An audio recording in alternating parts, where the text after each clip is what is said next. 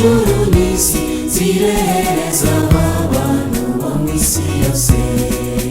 Urubanza rwami si rwarasohoye, umutware w'isi nawe yabaye igicibwa. Yesu ati nimanikwa hagati y'ijuru n'isi zirehereza abantu bo mu isi yose.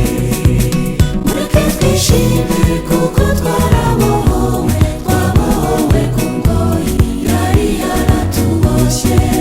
Yesu yaramanutse ajya ku musaraba, yirehereza abantu bo mu isi yose.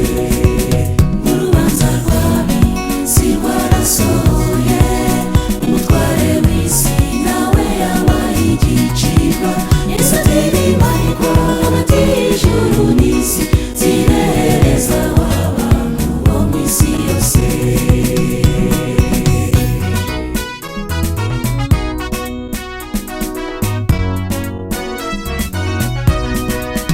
Amategeko yari yaciye urubanza, kuko twari twamaze kuyarimbura yose.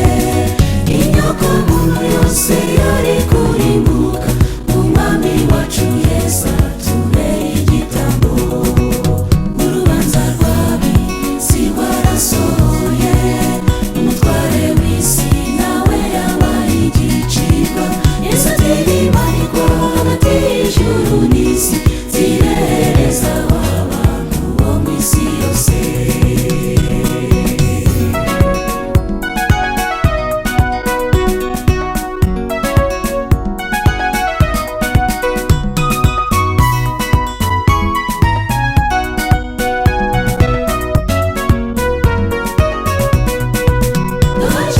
Baje giteye n'agahinda, abantu benshi ntibari basobanukirwa icyo Yesu yadukoreye i Kaluvari.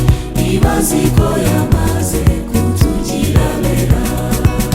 Urubanza rwami si rwarasohoye, umutware w'isi nawe yabaye igicibwa. Yesu ati nimanikwa hagati y'ijuru n'isi zirehereza abantu bo mu isi yose.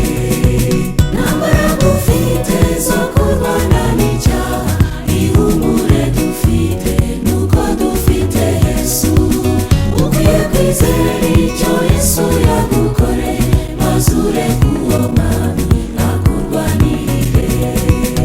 Urubanza rwami si rwarasohoye, umutware w'isi nawe yabaye igicibwa.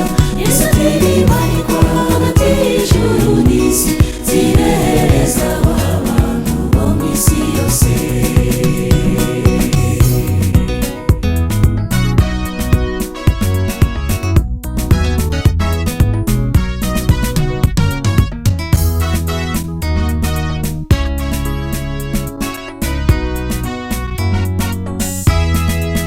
Yesu ati nimanikwa hagati y'ijuru n'isi zirehereza abantu bo mu isi yose.